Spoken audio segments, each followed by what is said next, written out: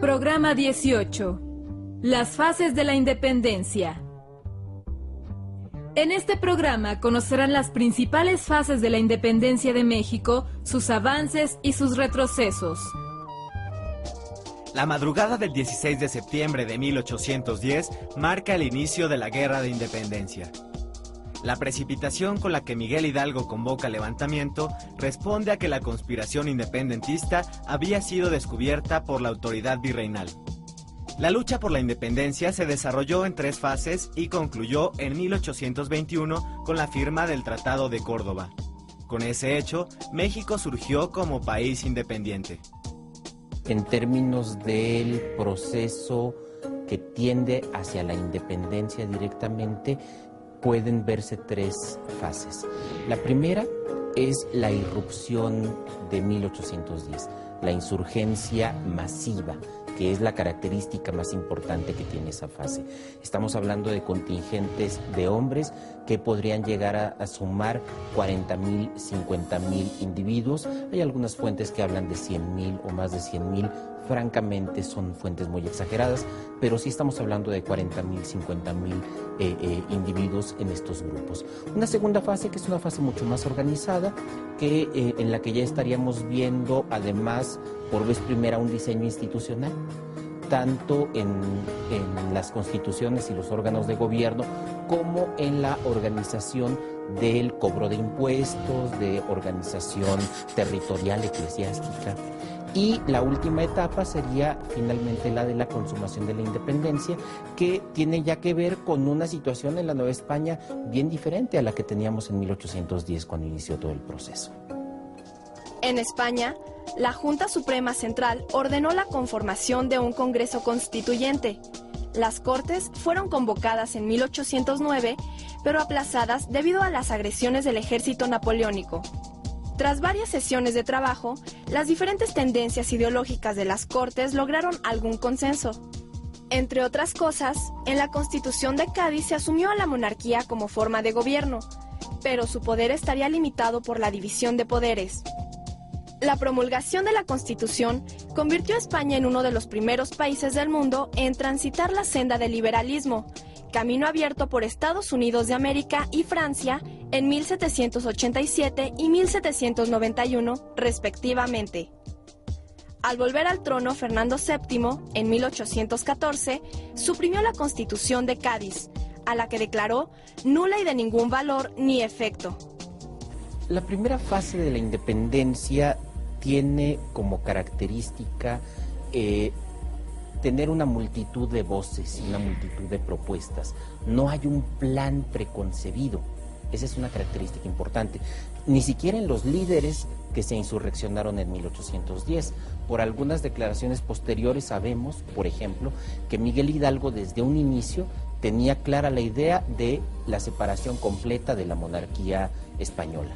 Mientras que Ignacio Allende, por ejemplo, mantuvo durante prácticamente todo el movimiento la posibilidad de mantener al rey de España, como una figura importante dentro de la organización política que estaba buscando. Están buscando la independencia, más facultades de gobierno, pero sin romper con la monarquía. En el caso de Hidalgo es muy extraño, hay que decirlo así, porque Hidalgo sí está buscando desde un inicio la ruptura con la monarquía.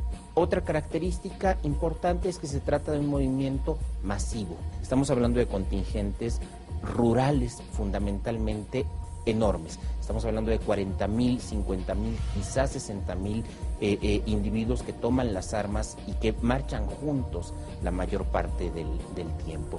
Otra característica es la zona geográfica en donde se desarrolla este primer movimiento. Estamos hablando fundamentalmente del Bajío, de la región indígena norte de Michoacán y de la región de Guadalajara. ¿Qué características tienen estas 3 regiones? Que contra lo que uno pudiera pensar, se trata de las regiones más prósperas del virreinato. El Bajío particularmente tiene una economía comercial muy avanzada, muy capitalista para la época.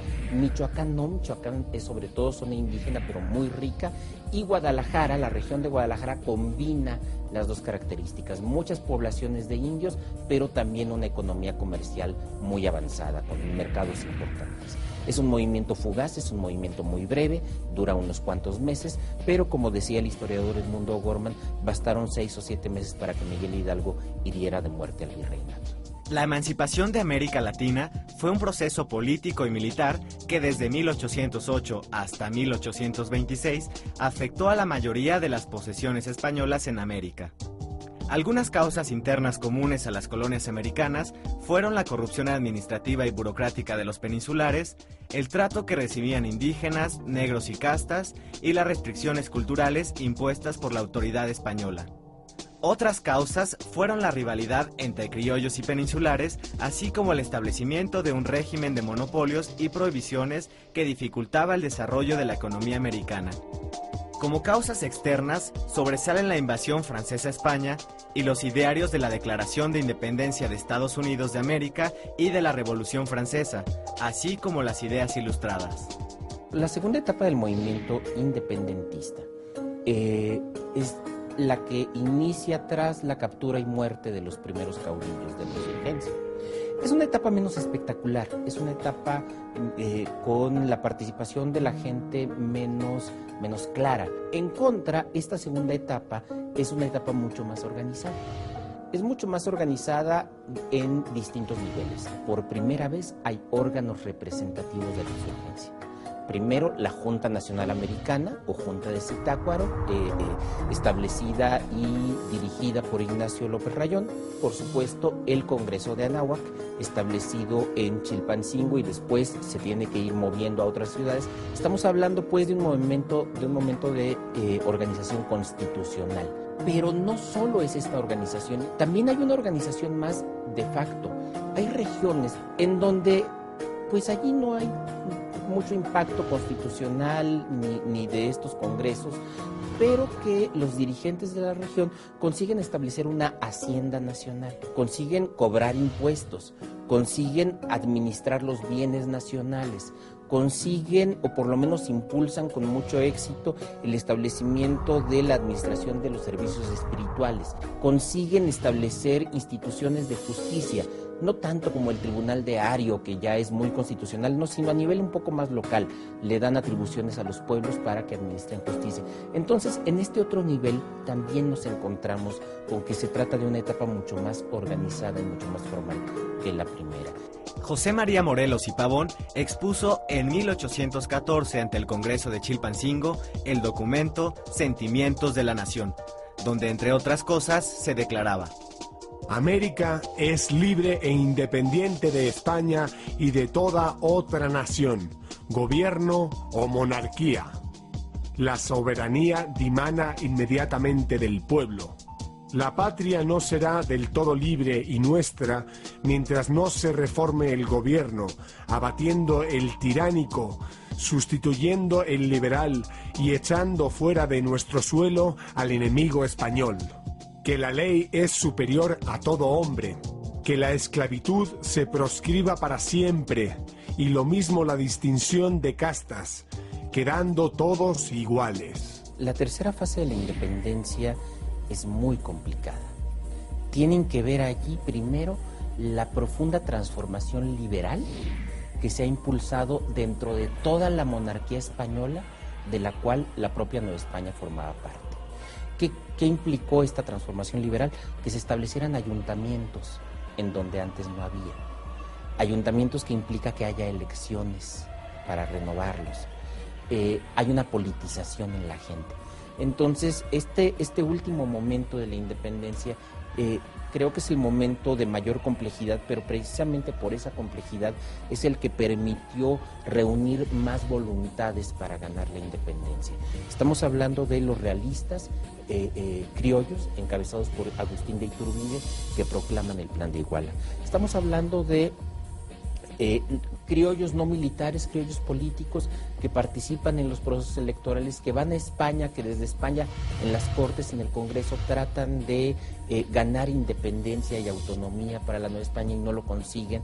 Estamos hablando de los pocos insurgentes que todavía quedan en armas, pero más importante, estamos hablando de pueblos, de pequeñas ciudades, de villas, que tienen ya la capacidad de autogobierno gracias a los cambios que el liberalismo y la guerra han ocasionado. El Tratado de Córdoba es el reconocimiento de la independencia, un reconocimiento que después España no apoyó. El Plan de Iguala establecía algo para todos los grupos. A los liberales, por ejemplo, les permitía que la Constitución española iba a permanecer vigente en lo que no se opusiera a la independencia. A los eclesiásticos les garantizó fueros, al ejército les garantizó fueros. Pero el Plan de Iguala no es solo un plan de Agustín de Iturbide, esa es una idea equivocada.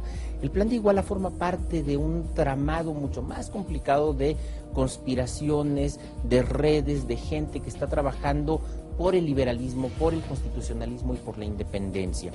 Algunos de estas personas estuvieron en la propia España entre 1820 y 21, desde las Cortes de Madrid, en las Cortes del Congreso Español, negociando mayor autonomía, buscando que los españoles reconocieran que América ya estaba perdida para ellos y que entonces les dieran un poco de autonomía y que los americanos reconocerían a Fernando VII como rey, pero ya con un gobierno propio. No lo consiguieron. Lo que sí consiguieron, gracias a Miguel Ramos Arizpe, es que un liberal muy destacado, Juan O'Donoghue, fuera designado nuevo capitán general en Nueva España, en lugar del virrey Apodaca, que era muy absolutista. O'Donoghue, cuando llega a Nueva España, tiene esta idea de que las Cortes en España conseguirán darle autonomía a Nueva España. Entonces, cuando llega, se encuentra con el Plan de Iguala, y esto facilita la firma de los tratados de Córdoba. Es un tratado que reconoce al rey de España como emperador de México, pero que le permite a México el establecimiento de un régimen constitucional. Un día después de la entrada del ejército trigarante, se suscribió el Acta de Independencia del Imperio Mexicano. Algunos fragmentos son: La nación mexicana, que por 300 años ni ha tenido voluntad propia ni libre el uso de la voz, sale hoy de la opresión en que ha vivido. Los heroicos esfuerzos de sus hijos han sido coronados y está consumada la empresa que un genio superior a toda admiración prosiguió y llevó al cabo arrollando obstáculos casi insuperables. La nación mexicana es soberana e independiente de la antigua España, con quien en lo sucesivo no mantendrá otra unión que la de una amistad estrecha.